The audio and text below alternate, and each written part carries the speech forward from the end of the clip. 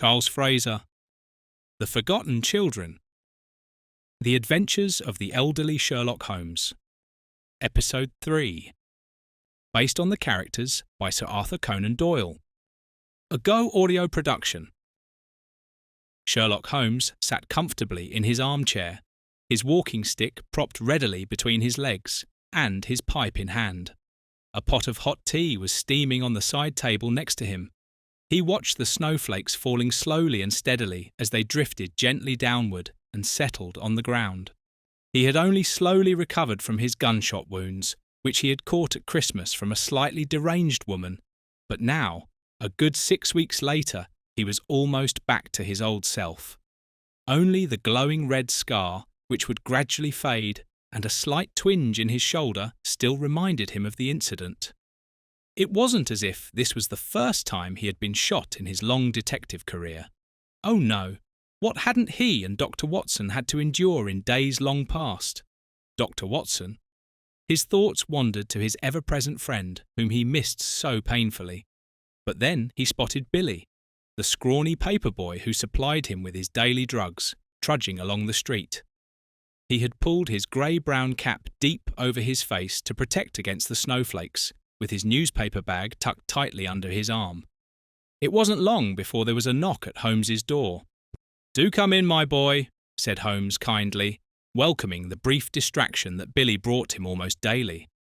Billy opened the door, brushed off a few snowflakes that clung to his worn clothing, before entering, and, as was customary, taking a seat opposite Holmes. Holmes acknowledged this with a benevolent smile, and simultaneously gestured towards the teapot. "Well, Billy, might I offer you a hot cup in this weather?" "Thank you very much, Mr. Holmes, but I must be on my way shortly." Billy pulled a small brown package from his pocket, which he silently handed to Holmes. He placed the daily newspaper right next to the teapot, and was already about to leave. "Take it easy, Billy," Holmes cautioned. "Warm yourself up a bit first." He didn't wait for a response, but poured Billy a cup of tea and handed it to him. "Drink up, my boy. Your teeth are chattering from the cold." Billy accepted the cup and drank the steaming hot beverage in small sips. "What's the matter, Billy? Why are you in such a hurry today?" "Oh, Mr. Holmes." Billy lowered the cup he had been clutching tightly with both hands to warm his fingers, reddened from the cold. "I must finish my deliveries as quickly as possible today and get back to searching for my friend." "Your friend? What's the matter with him?" asked Holmes. Billy slowly shook his head and gave a reproachful look. "He's disappeared. Otherwise, I wouldn't need to look for him, would I? I can't believe I have to explain this to you. Of all people, Mr. Detective." Holmes had to smile. He was very fond of the boy. For his 12 years, he was exceptionally independent, had wit and intelligence, and his heart was in the right place. "How long has your friend been missing?" Holmes wanted to know. "I last saw him 5 days ago. He was worried about his sister. He wanted to know what was wrong with her. We were supposed to meet again the next day, but he didn't show up, and I haven't seen him since." "Why was he worried about his sister? Was she unwell?" "Jake, my boyfriend that is, said he hadn't seen her for a few days. You see, Lilly, his sister, lives in the care home. The two of them used to meet every day around 4 o'clock in the afternoon in front of the railway station, where they would chat, talk about their day and exchange news. When Lilly didn't show up on the first day, Jake went to the care home to inquire. There, they told him she was still caught up with work and had no time. However, when Lilly didn't come on the second day, he went back to the care home, and this time they told him she was ill and he couldn't see her. "What happened next, Billy?" Holmes wanted to know. The following 2 days were the same. Lilly didn't show up. They said she was ill and he couldn't see her. Jake didn't want to accept this any longer and was very worried, so he decided to break into his sister's room that night to check on her. And I haven't seen Jake since. "And now you thought you'd simply pay the orphanage a visit today," Holmes concluded. Billy nodded. "Yes, what else can I do?" "Take me with you." Holmes reached for his cane, wincing slightly as the movement reminded him of his shoulder, and slowly rose to his feet. "But Mr. Holmes," Billy protested, "you've only just been shot. No, that would be far too strenuous for you. I can manage perfectly well on my own." Convinced, Billy straightened his back and puffed out his chest. "All credit to your eagerness, my dear boy, but I haven't been out in the fresh air for quite some time. Come on, fetch me my coat and my hat, and then run along and get us a carriage." Billy stood motionless, staring at Holmes. "Come on, get moving, my boy," Holmes urged Billy once again, before muttering to himself. "Young people these days, everything needs to be said twice. That would never have happened in my day." Holmes carefully slipped his arm into the sleeve of his coat to avoid straining his injured shoulder. Then he put on his hat, swung his cane, and set off. However, he didn't get far. "Are you out of your mind, Mr. Holmes? You surely can't be serious about going out in this weather. I implore you," Alice exclaimed, already positioned in the doorway whilst holding Billy by his coat collar. "Yes, that's exactly what I intend to do." Sherlock Holmes grabbed Billy's arm and pulled him along. A scolding Alice remained behind. "Good day. My name is Sherlock Holmes. Are you the person in charge of this home?" Sherlock Holmes stood together with Billy in a dilapidated chamber. Behind a worn-out desk sat an overweight middle-aged woman. Her clothes were functional, nothing more. Her hair hung in greasy strands around her face, and her thin mouth twisted contemptuously as she replied, "Yes, I am. Why do you want to know?" "It concerns a girl from your establishment. Her name is Lilly Sanders. Could I speak with her, Miss Walsh?" She visibly flinched when she heard the name Lilly Sanders.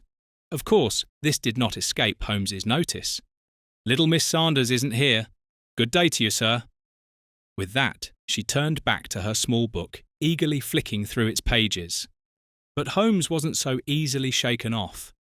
"Tell me, my dear lady, when might Lilly Sanders be back?" "I cannot give you any information about that.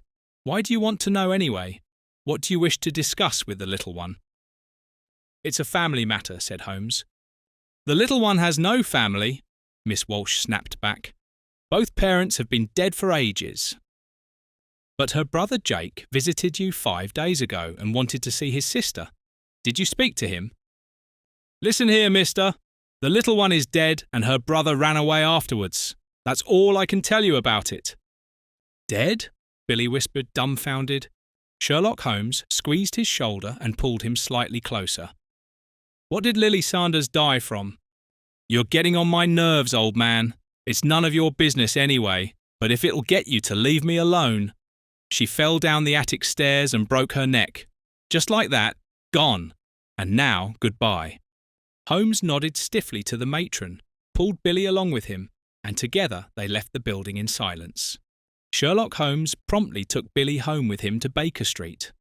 The poor boy sat huddled in Holmes's armchair while he caringly draped a blanket over his shoulders. There was a knock at the door. Holmes opened it, and Alice, followed by Eddy, entered with 2 bowls of hot soup. She handed one to Billy and one to Sherlock Holmes. Then she settled into another armchair and said, "Right then, you two, tell me what happened." Sherlock Holmes summed up the events in a few sentences. "Billy, I'm truly very sorry about what happened to Lilly. I'm sure Jake will turn up sooner or later." Alice patted young Billy's arm sympathetically while he dazedly spooned his soup. "I wouldn't be so sure about that, dear Alice. Several things don't add up here." Holmes scratched his chin thoughtfully. Jake had told Billy that for days he was told Lilly was ill, and now, according to Miss Walsh, she's supposed to have died so suddenly. "Exactly," Billy spoke up. "Besides, Jake would never run away for so long. He would have come straight to me and told me about it." "Something's not right here," Holmes agreed. "We need to find out more about this orphanage. I've got a feeling Lilly isn't the only child who's gone missing." "And how do you propose to do that, Mr. Holmes?" Alice asked curiously. Sherlock Holmes looked at Alice and Eddy with sparkling eyes. "And this is precisely where you two come in." Little Emma Thompson sat huddled on the cold, damp cellar floor. Her tears had already dried on her rosy cheeks. She had buried her blonde curly head deep in her arms and hadn't dared to look around for a long time. She could hear other children whimpering and crying softly. She knew she was locked up, alone and frightened. How could this have happened?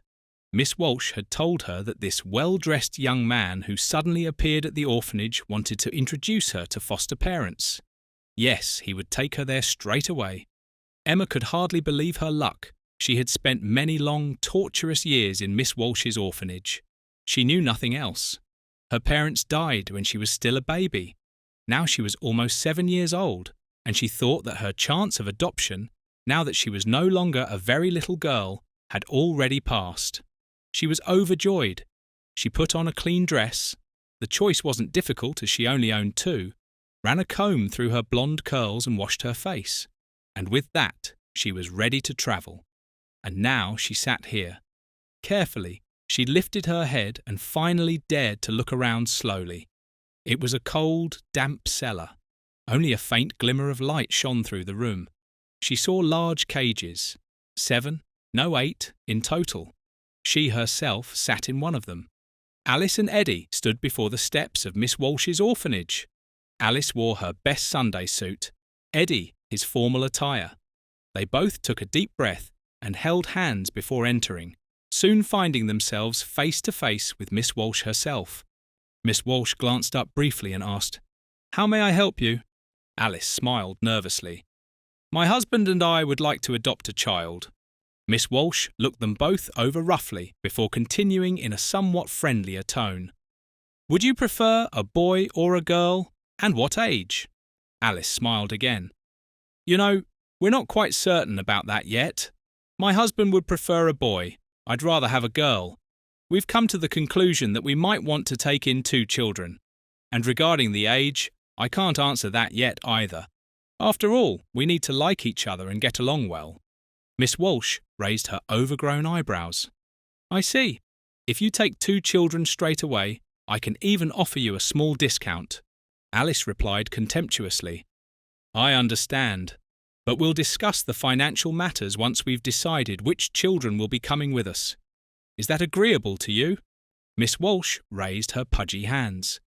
"As you wish. We have set up a small room next door for getting acquainted." The matron rose laboriously from her armchair and gestured towards the nearest door.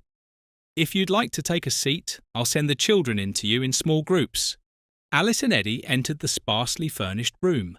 2 wooden chairs and a small round table with a flower vase, from which protruded a dried-up something from long-forgotten summer days.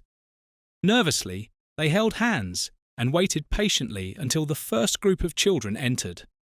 They all made a pitiful sight.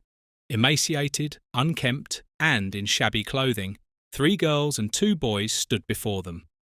The smallest one was perhaps barely 2 years old. Alice squeezed Eddy's hand more tightly. She would have loved nothing more than to pack up all 5 of them and dash off straight away. Miss Walsh stood in the background and cleared her throat. Then the first and oldest boy began, "My name is Patrick. I am 11 years old." Then the second boy, "I'm Philip and I'm 9 years old." A cheeky girl was up next. "I'm Marie and I'm 9 years old too." Then the next one spoke. "My name is Carol, I'm 6 years old, and this here—" She pointed to the 2-year-old beside her. "This is Amy." Alice was lost for words. Then Eddy spoke up. "Patrick and Marie, would you both mind staying and continuing to chat with us? Thank you to you, other 3. One could see how difficult it was for Eddy to send the other 3 children away. "Shall I send in the next group?" asked Miss Walsh impatiently. "No, not yet. We would like to have a chat with Patrick and Marie." Alice had composed herself, but was still holding on to her husband's hand. Miss Walsh shrugged indifferently. "If possible, dear Miss Walsh, we would like to speak to the children alone. After all, we need to know exactly what they both like and dislike, what foods they prefer, which books they enjoy, what their favourite colour is. You understand?" "If you think that's necessary—" Miss Walsh then finally left the room with indifference. The 2 children had meanwhile also joined hands, their gaze a mixture of hope and fear. "My name is Alice Miller," Alice spoke softly. "This is my husband, Eddy. We have a few questions for you. However, you must absolutely promise that no one can know about this." The 2 children looked at each other uncertainly. "Very well then. Alice continued kindly. "We are acquaintances of a boy who misses his friend and his friend's sister. You surely know Lily Sanders, don't you?" The girl nodded cautiously. "Is it true that Lily was ill? Or do you know if she has died?" "She's dead?" The girl turned deathly pale. "Lily was my friend," she cried out in shock. "Shh!" Alice put a finger to her lips. "Not so loud. I don't know for certain. We miss her, and she's nowhere to be found. Just like her brother Jake. Do you know him too?" Slowly, colour returned to the young girl's face. "Miss Miller, Lily was adopted a few days ago. This man came, wearing a suit just as fine as yours, sir, and took Lily away. A wealthy woman and her husband wanted to take her in. Did you see the woman and the man, Marie?" "No, madam. We were only told about it. However, I did know the man in the suit who took Lily there." "And what is this man's name?" Alice pressed on. "I don't know, but he comes to our children's home quite often and brings the children to their new adoptive parents." "And Jake? What do you know about Jake? When did you last see him?" Now Patrick spoke up. "If you'll allow me, miss, I saw him here a few days ago talking to Miss Walsh. He was shouting at her, asking about his sister. Then Miss Walsh slapped him across the face. I didn't understand why Miss Walsh hadn't told Jake the good news about Lily's adoption. I actually wanted to follow him and tell him, but Miss Walsh caught me at the door and sent me to peel potatoes." Patrick looked down at the floor as he finished his account. "One more thing, you two. Are children often adopted from here?" asked Alice. "About 5 or 6 children a month, I'd say," Marie replied. "But they're usually collected by that man. It's quite rare for the parents themselves to come by like you two." Marie gave the Millers her most beautiful smile. Alice's heart ached, having to tell the girl that they weren't here to adopt children, but had only come to ask questions. Marie struggled to hold back her tears. However, the 2 children promised Miss Walsh not to tell anyone about it. After all, Lily was their friend. Emma was suddenly jolted from her half-sleep. The heavy cellar door slammed shut while the man in the suit, who had collected her from the home, and an unknown woman stopped in front of her cell. "This here is our new arrival," the man in the suit pointed at Emma. "And who is this curly head meant for?" The woman wrinkled her nose whilst giving Lily a rough once-over. "Some rich old geezer who wants to have his fun with Goldilocks here. His missus died, and our little curly head apparently looks just like his granddaughter. Oh yes, that old lecher will teach you a thing or two." The man in the suit gave Emma a filthy smile. Then the man and woman continued on. They stopped 2 cages later. "And for these 2, their luxury holiday ends here tonight." Emma heard a girl softly sobbing and pleading. But wait! She knew that voice. That was Lily. Emma suddenly felt terribly anxious. She desperately wanted to call out Lily's name, to tell her that she was here too. Instead, she remained completely quiet. She didn't dare make a sound. Hopefully, the man and woman would leave soon. "I have a bad feeling about this." Sherlock Holmes paced anxiously around the room with his walking stick. Alice and Eddy had reported back to Holmes immediately upon their return. Now they sat helplessly next to each other with Billy, their hopeful gazes fixed on Sherlock Holmes. "Adopted! The whole thing stinks to high heaven," Holmes raged. Finally, he settled down and took a seat opposite the 3. "I fear there are terrible things happening here on a grand scale. My greatest concern right now is for the 2 children you have information about." "Patrick and Marie," Alice completed. "Patrick and Marie," Holmes repeated. "Surely you don't think that Miss Walsh won't thoroughly question the 2 of them about what was discussed, especially since she must realise that no adoption will take place, and Patrick also knows about the scene with Jake and witnessed how she slapped him." Holmes reached for his walking stick again and slowly rose, taking care to move his shoulder as little as possible. Then he resumed his journey across the room. "The 2 children are in danger. What can we do? Shouldn't we rather bring Inspector Wolford into this?" Alice looked at Holmes almost pleadingly. He didn't slow his pace in the slightest whilst thinking. "No, we have no evidence. Nothing but speculation. Inspector Wolford cannot protect the children." "But we must do something!" My dear Alice, that we shall. We will use this circumstance to our advantage. We'd best not waste any time. Mr. Holmes, what are you planning? Eddy, I'm glad you asked. You'll be accompanying me. That is, if I can count on your help. Without question, Mr. Holmes. Eddy had already jumped up and moved to Holmes's side. We shall keep the orphanage under surveillance and not let those 2 children leave unnoticed. Lilly, is it really you? After what felt like half an hour since the man in the suit and the woman had left the cellar, Emma finally dared to ask. A barely audible, "Yes, I'm Lilly." "Emma, is that you?" could now be heard. "Lilly, I thought you had been adopted." Emma began to sob quietly. "I thought that at first too. Jake, my brother, is here with me as well." "Hello, Emma," Jake announced. "Do you know where we are? What are they planning to do with us?" Emma couldn't help but cry. Now Lilly started crying again too. "Lilly, do calm down." Jake bravely tried to comfort his little sister. "We've still got a few hours left. Don't give up hope. Perhaps rescue will come after all, or we'll think of something." "What do you mean a few hours? What's going to happen to us?" Emma shrieked. Jake tried not to sound as frightened as he actually was. "The woman said we're meant for a rich doctor. He wants to operate on us and transplant our organs into each other." "What are organs, Jake?" Emma had never heard that word in her life. "An organ is a heart, or lungs that you breathe with, or even a kidney," Jake explained to little Emma. "What does a kidney do?" Emma wanted to know. Jake shook his head. "I don't know, Emma. The woman just said we'll probably become famous if we survive." "I don't want to die, Jake." Lilly could not be calmed down. Emma began to tremble. She didn't quite understand what Jake was trying to explain to her. Nevertheless, the poor girl felt a fear she had never experienced before. Sherlock Holmes and Eddy had taken up position in the dingy pub opposite the orphanage. The 2 men kept their eyes fixed on the entrance door. "And you're certain there's only this one entrance? No back door?" Holmes asked Eddy. "If there is one, even the children don't know about it. As I mentioned before, Alice had the presence of mind to ask Marie about it."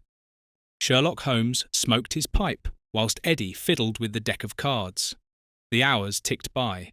Suddenly, a carriage stopped in front of the house.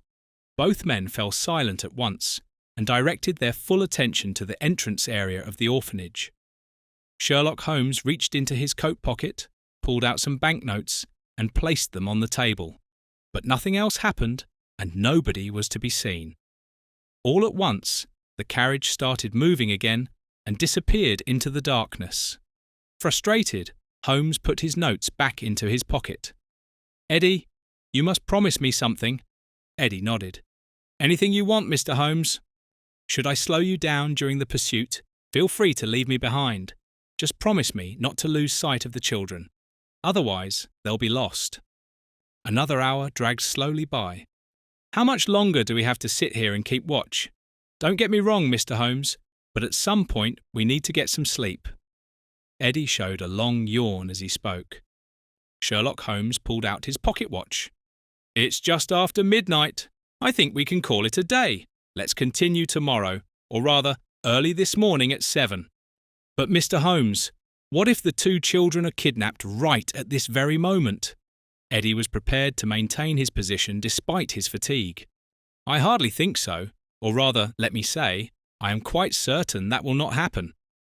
Sherlock Holmes was already about to leave his post. "How on earth can you be so certain about that?" Holmes rummaged in his coat pocket for the banknotes whilst answering Eddy's question. "We know that the children are being abducted from the orphanage under the pretext of adoption. However, this is only credible during daylight hours. At night, no one would think of tearing children from their beds to deliver them to their new family." "But what about Jake? Jake was last seen at the orphanage at night and disappeared afterwards." Eddy didn't seem entirely convinced. Sherlock Holmes increasingly saw Eddy, whom he had initially despised, in a different light. Indeed, Eddy Miller had a good heart and stood up for those he cared about. Holmes cleared his throat briefly. "I must concede you have a point there, Eddy. But do consider that Jake wasn't a child from the orphanage. Those responsible for the disappearances surely wanted to remove Jake without being seen. Moreover, it's possible that he was locked up somewhere in the building for a while before they took him away. Eddy yawned once more. Very well then, let's head home. Jake and Lilly held each other tightly when suddenly the door was flung open and the man in the suit entered the cellar with his companion. Emma sat completely still and kept her eyes fixed on the two strangers. As they passed her cell, the man stopped abruptly and looked directly at her. What a sweet little thing you are! Perhaps I should start training you up a bit for the old codger. A smug smile appeared on his face. The woman jabbed him roughly in the side. Stop this nonsense, Craig. We need to deal with the other two brats. All right, I'm coming. The man in the suit followed the woman and handed her the key to the cell. The two children clung tightly to each other. Lilly whimpered. Oh, please don't. Please, leave us alone. Jake shouted. Don't touch us. But it was all in vain. Without mercy, the two adults tore the children apart, gagged and bound them, and pulled sacks over their heads. Lilly suddenly went completely still. Perhaps she had lost consciousness. But Jake kicked and fought like mad. He didn't stand a chance. Emma had pressed herself into the furthest corner of her tiny cell and firmly tucked her head between her knees. She didn't want to hear Lilly and Jake. She didn't want to see them. She didn't want to say goodbye. She began humming a melody. This melody was the only thing she could remember about her mother. She tried to picture her, as she had done so many times before. The next morning at precisely 7 o'clock, Sherlock Holmes and Eddy Miller returned to the dingy pub that had been chosen as their observation post. Here we go again, said Holmes while stirring his cup of tea. Eddy stared intently at the entrance of the orphanage once again, not even noticing who suddenly sat down at their table. Good morning, Alice. What brings you to us? Holmes greeted his landlady. Good morning to you too, Mr. Holmes. Eddy, darling? Eddy was visibly quite surprised. But Alice, what are you doing here? This is hardly a place for a respectable lady. Oh, but it's suitable for an honourable man, is it? Why are you getting so worked up? I merely wanted to keep you company. This isn't some cosy tea party. We're in the middle of demanding detective work, Eddy explained. Sherlock Holmes nearly choked on his tea. Well, that's one way of looking at it. In any case, I'm delighted, my dear. So, has anything happened yet? Perhaps I could help? Asked Alice. You can order yourself a cup of tea and observe along with us. Lilly sat bound and gagged on a hard, cold surface. She still had the sack over her head. She had to force herself to breathe calmly and steadily. It was difficult. The gag was so tight, and combined with the sack, she felt she couldn't get enough air. The restraints were cutting into her wrists. She was cold, hungry, and thirsty. But above all else, she had one thing. She was terrified for her life. She knew that Jake was sitting right next to her on the ground. She could sense him. His breathing was at least as rapid as hers. Suddenly, someone lifted her up. And finally, yes, finally, this stupid bag was removed and she could see again. But where was she? She saw two metal cots in a room that contained nothing else. Jake was now standing beside her. He could see again too. The siblings turned to face each other, and sheer panic was reflected in their faces. Finally, the cutting restraints were removed, and their hands were freed. Lilly immediately rubbed the painful spots. But what would happen now? Rough hands tore the clothes from her body. She couldn't defend herself. She had been taken far too much by surprise. The same happened to Jake. He fought back with all his might, but it was no use. The two children now stood there naked and shivering. Then they were grabbed again, each one onto one of the metal cots. Lilly tried to scream, but the gag prevented her. She was stretched out. Her arms and legs were quickly fastened to the cold cot. She pulled and tugged. In vain. Lilly saw how an older man in a white coat, followed by two younger men, entered the room. Perhaps this was their rescue. Lilly tried to draw attention to herself, but the three men didn't even notice her. Lilly could make out some fragments of words that the men spoke amongst themselves. Dr. Clark, crucial breakthrough, kidney, extraction, siblings, higher success rate if research subject survives. Lilly stared straight ahead at the bright light above her. The older man leaned over her. Lilly saw that he was holding a syringe. Searching for help, she turned her head and looked at her brother, who lay on the stretcher beside her. The siblings gazed deeply into each other's eyes, each feeling the other's pain and fear. Then Lilly felt a brief sting in her arm. It burned briefly. Soon after, she felt pleasantly warm and relaxed slightly. She saw her brother's face. Then everything went dark. Dark forever. Sherlock Holmes, Eddy and Alice Miller remained at their observation post. Apart from an elderly lady with a food basket tucked under her arm who paid a brief visit to the orphanage, and two older girls who were running an errand, no one entered or left the house. Alice was about to stand up and stretch her legs when suddenly a darkened carriage pulled up and came to a halt directly in front of the entrance. A man in a suit stepped out. Sherlock Holmes, Eddy and Alice gazed intently at the unknown man. "Eddy, get us a carriage as quickly as possible. Have it stop right here in front of the building, and make sure no one sees you." "Of course, Mr. Holmes. Consider it done." And with that, Eddy was gone. Alice moved closer to Sherlock Holmes. Her excitement was palpable. Neither of them took their eyes off the darkened carriage and the house entrance for a single second. They did not have to wait long. The entrance door of the orphanage opened wide, and out came the man in the suit, followed by two children, each carrying a small sack in their hands, presumably filled with their few belongings. "That's Marie and Patrick!" Alice cried in horror. "Where on earth is Eddy with the carriage?" Holmes fidgeted nervously with his coat pocket and placed 2 banknotes on the table. "Alice, get ready. We mustn't lose sight of them under any circumstances." The man in the suit boarded the carriage with both children. At that moment, another carriage pulled up and stopped directly in front of the entrance to the dingy pub. "Eddy, thank God!" exclaimed Holmes, visibly relieved. "Quick, Alice, come along, let's get in." Eddy already held the door open for them and offered his arm to assist Alice and Holmes. The carriage with the children drove off. "Sir, follow that carriage discreetly, and whatever you do, don't lose sight of it. I shall reward you handsomely for your trouble," Holmes instructed the coachman. He nodded briefly and clicked his tongue. The 2-horse carriage trotted off, following at a safe distance.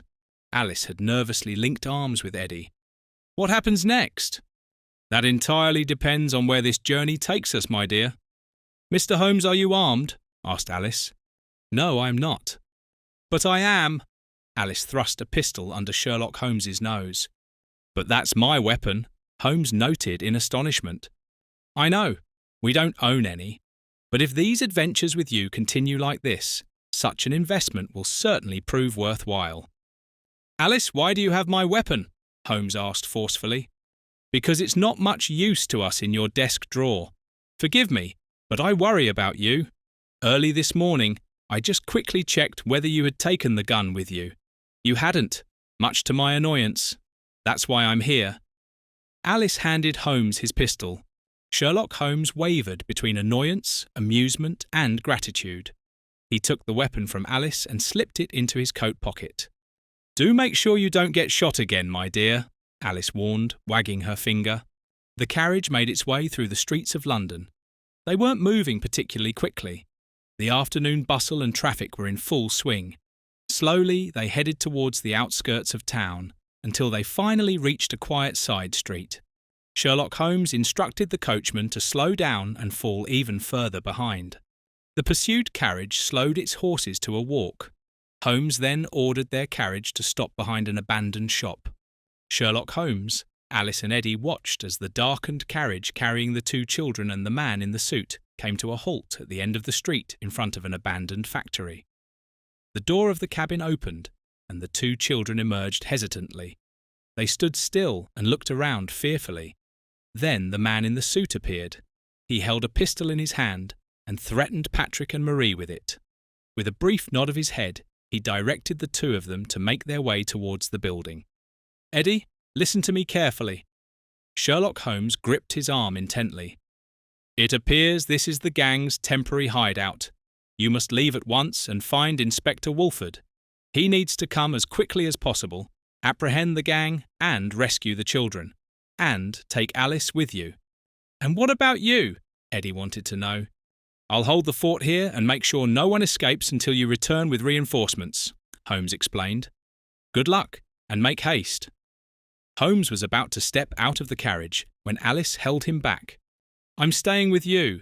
Eddy can fetch Inspector Wolford just as well on his own. And no, I won't hear any objections," Alice said firmly. "We have no time for lengthy discussions here. Swift action is required. So do me the favour and stay in the carriage as you were told." And with that, Alice jumped out of the carriage. She blew Eddy a kiss. "Be careful, my darling, and please hurry." Then she offered her arm to Sherlock Holmes. "Come along, Mr. Holmes. I believe we have no time for discussions." Holmes gripped his walking stick in one hand, whilst linking arms with Alice with the other. "From now on, you'll do exactly as I say. Is that understood? It's only for your safety." "I promise, Mr. Holmes." "Right then, let's go." Holmes gave the coachman another signal, and the horses galloped away with Eddy on board. Patrick and Marie stared down the barrel of the pistol that the man in the suit was pointing at them. "Come on then, get moving," he ordered them harshly. Hesitantly, the two children began moving again. "Boy, open the iron door and then get inside, both of you," ordered the man, whilst waving his weapon. Patrick did as he was told. The children entered, and before them lay a long, bare corridor. "Now all the way to the back and then down the stairs," commanded the man again. Marie began to tremble. Earlier that morning, when Miss Walsh had sent for her and told her and Patrick that they had found foster parents for both of them and would be collected at noon, she had suspected something was wrong. When the man in the suit appeared and took them both away, this uneasy feeling grew stronger. But what could she have done? Simply run away? And then what? But when the man in the suit suddenly pulled out a weapon and said that from now on they would do as he said, she wished she had followed her instincts and just run away. With trembling legs, she followed Patrick down the narrow staircase at the end of the corridor into the cellar. Once again, they encountered a heavy iron door. The man in the suit tossed the keys to Patrick and commanded tersely, "Unlock it!" Patrick caught the keys, inserted them into the lock, unlocked it and opened the door. A gloomy vault lay behind it. In the dim light, Marie could make out several cages. A stench of feces, urine and vomit wafted towards her, and she automatically felt the urge to retch. "Don't be such a wimp! You'll get used to it." And the man in the suit gave her a hard shove. She bumped into Patrick and together they stumbled inside. Now the man roughly grabbed Marie's arm and shoved her into one of the cages. He immediately locked the door and she was imprisoned. Then he turned to Patrick. "Come on, you, in there. The next cell is for you." But Patrick stood rooted to the spot. "No, I won't do that." His words were meant to sound brave and strong, but they didn't. The man laughed loudly. "Oh yes, you will." He walked the few steps towards Patrick and grabbed him by the arm too. Adrenaline surged through Patrick's body as he quickly pulled his knife from his pocket and stabbed the man in the side. Completely taken by surprise, the man briefly collapsed. A shot discharged from the pistol. Sherlock Holmes and Alice flinched and froze. "Come on, Alice!" Sherlock Holmes pulled Alice along with him and swung his walking stick. Together they reached the factory. "You want to go in there?" asked Alice anxiously. "Of course, but you'd better stay here and keep watch outside." Holmes opened the iron door a crack and carefully peered inside. There was no one to be seen. "Good luck, and do take care," Alice called out to Holmes as he squeezed through the door gap and slowly pulled the door shut behind him. Alice crept around the corner and hid herself. She listened intently for any further sounds. Meanwhile, Holmes crept cautiously along the corridor. At the far end, he could make out a narrow staircase that must lead to the cellar. His instinct told him he was on the right track. Slowly and quietly, he moved downwards. His shoulder was hurting, but he paid it no attention. Suddenly he heard screams. "You stupid boy, you'll pay for this!" The agitated voice clearly belonged to the man in the suit. What on earth had Patrick done? Sherlock Holmes slowly pushed through the iron door into the cellar vault. The stench that hit him took his breath away. He ducked to the left behind a large crate. From his hiding place, he surveyed the surroundings. He could hardly believe his eyes. "Stop right there, or I'll shoot you in the leg," the man bellowed, and Patrick, who was about to run towards the saving exit, froze. Slowly, the man approached Patrick. Patrick was only a stone's throw from Holmes. "Well then, my little lad, you think you can take me on with your pocket knife? Hand it over. Give me your knife." The man held out his hand and demanded the knife. Hesitantly, Patrick handed it to him. Meanwhile, Holmes crept slowly around the crate until he was almost level with the man. "I'll show you what it feels like to be stabbed in the stomach." The man in the suit advanced on the boy, holding the knife in one hand and the pistol in the other. Quickly, Holmes drew his pistol, thanks to Alice, swung his walking stick and jumped out from behind the crate. He pressed the barrel directly into the man's back. "Don't move! Drop your weapons!" Holmes spoke calmly but firmly. Completely taken by surprise, he obeyed. The pistol and knife fell to the ground. "Quick, lad! Pick up the weapons and come over to me." The confused boy did as he was told. "And now the keys for the cages. Come on, get on with it," Holmes demanded of the man. Sherlock Holmes handed the keys to Patrick. "Free the girls." "Not so fast." The woman who appeared out of nowhere held her weapon pointed directly at Holmes. "Nobody will be freed here. You there, old man, I don't know who you are, but you'll drop your weapon right now." "Stacy, darling, right on time as always," the man trilled.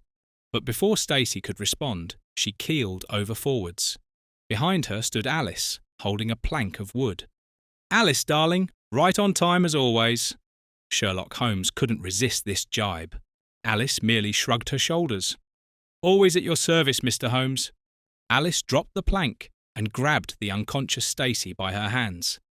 Then she dragged her across the floor to the nearest empty cell and manoeuvred her inside. "Wait, Alice. Search her for any other weapons," Holmes instructed.